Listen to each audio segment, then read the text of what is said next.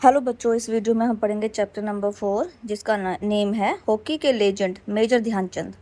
मेरे पास class 5th की book है इंग्लिश की, जिसके 3 चैप्टर हम कंप्लीट कर चुके हैं। इस वीडियो में हम चैप्टर 4 को पढ़ेंगे, जिसमें हम पढ़ेंगे मेजर ध्यानचंद के बारे में, जो हॉकी के बहुत बड़े लेजेंड हैं, बहुत बड़े खिलाड़ी हैं।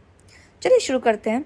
मेजर ध्यानचंद अपने समय के एक प्रमुख भारतीय हॉकी खिलाड़ी थे, जिन्होंने खेल के अनुकरणीय रिकॉर्ड बनाए। वह उस दौर से संबंधित थे जब भारतीय हॉकी टीम विश्व पटल पर एक दबंग यानी प्रमुख ताकत थी। ध्यानचंद को उनके असाधारण गोल करने के कारनामों के लिए सबसे ज़्यादा याद किया जाता है। विशेष रूप से हॉकी के क्षेत्र में अपनी टीम के लिए 3 ओलंपिक स्वर्ण पदक जीतना आज मेजर ध्यानचंद को भारत में आदर के साथ हॉकी के जादूगर यानी फादर ऑफ हॉकी के रूप में जाना जाता है। ध्यानचंद का जन्म 29 अगस्त को उत्तर प्रदेश के इलाहाबाद में एक राजपूत परिवार में हुआ था। ध्यानचंद का खेलों की ओर कोई विशेष झुकाव नहीं था, हालांकि उन्हें कुश्ती बहुत पसंद थी। 1922 में 16 वर्ष की आयु में भारतीय सेना में शामिल होने से पहले उन्होंने ज़्यादा हॉकी नहीं खेली थी।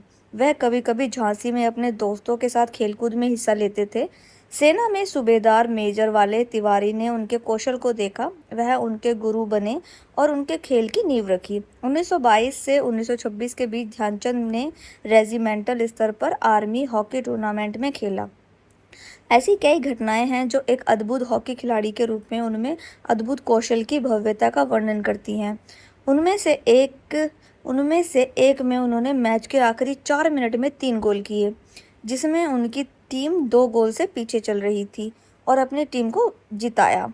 यह झेलम में पंजाब इन्फेंट्री टूर्नामेंट का फाइनल मैच था। इस मैच के बाद ध्यानचंद को हॉकी विजार्ड यानी हॉकी का जादूगर नाम दिया गया।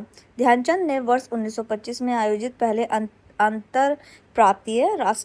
अंतर्राष्ट्रीय हॉकी टूर्नामेंट में शानदार प्रदर्शन किया। इस टूर्नामेंट में 5 टीम थीं, संयुक्त प्रांत यानी कि यूपी, पंजाब, बंगाल, राजपूताना और मध्य प्रदेश ने भाग लिया। टूर्नामेंट में उनके प्रदर्शन के आधार पर उन्हें भारत की अंतर्राष्ट्रीय हॉकी टीम के लिए चुना गया था।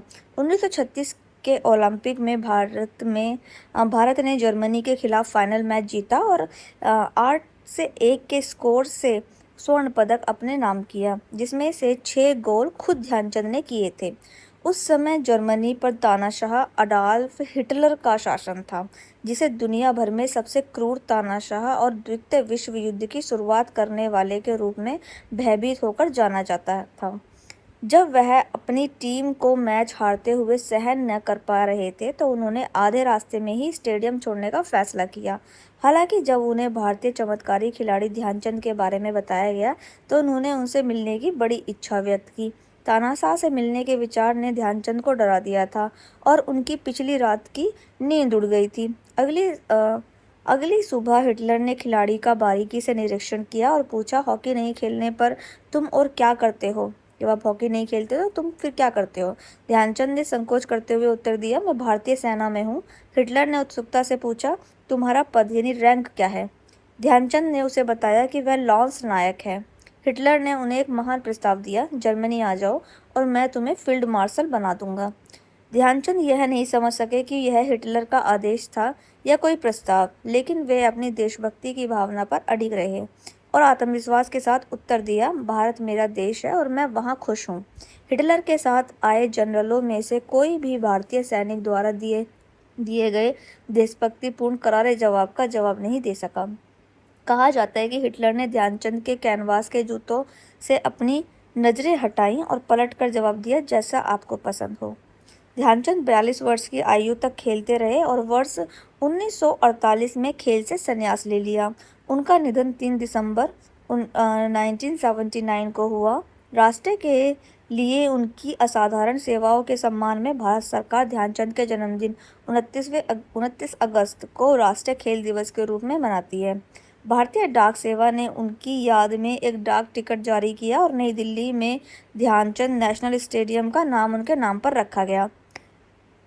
उन्हें वर्ष 1956 में भारत सरकार द्वारा पद्म भूषण पुरस्कार से सम्मानित किया गया था। ध्यानचंद के बारे में कुछ और भी जान लेते हैं। ध्यानचंद मुख्य रूप से रात में अभ्यास करते थे और इसीलिए उनके साथी उन्हें चंद कहकर संबोधित करते थे यानी बुलाते थे। एक बार जब ध्यानचंद एक मैच के दौरान गोल करने में असमर्थ थे तो उन्होंने गोल पोस्ट की माप को लेकर मैच रेफरी से बहस की। हर कोई तब हैरान रह गया जब वह अंतर्राष्ट्रीय नियमों के तहत गोल पोस्ट की अतिकातिक चौड़ाई के अनुरूप नहीं पाया गया। यहाँ पर चैप्टर हो गया है पूरा। आई होप आपको ध्यानचंद, मेजर ध्यानचंद के बारे में काफ़ी कुछ समझ में आ गया होगा। अब हम करेंगे इसका बुक वर्क जो दिया हुआ है। तो यहाँ पर टिक द करेक्ट ऑप्शन है, जल्दी से टिक कर लीजिए। इसके बाद यहाँ पर फिल इन द ब्लैंक्स है, फिल कर लीजिएगा। इसके बाद ट्रू फॉल्स हैं, फिल कर लीजिएगा। क्वेश्चंस के आंसर मैंने नोटबुक के पेज पर नोट किए हैं आगे, तो वहाँ से आपको नोट करना है क्योंकि यहाँ से आपको दिखाई शायद ना दे रहे होंगे, काफ़ी छोटा लिखा हुआ है। और इसके बाद जो है ये बुक वर्क दिया हुआ है, ये कंप्लीट कर लीजिए और क्वेश्चंस के आंसर कंप्लीट कर लीजिए। हमारी इस बुक में 4 चैप्टर कंप्लीट हो गए हैं। आने वाली नेक्स्ट वीडियो में हम अगले चैप्टर को पढ़ेंगे।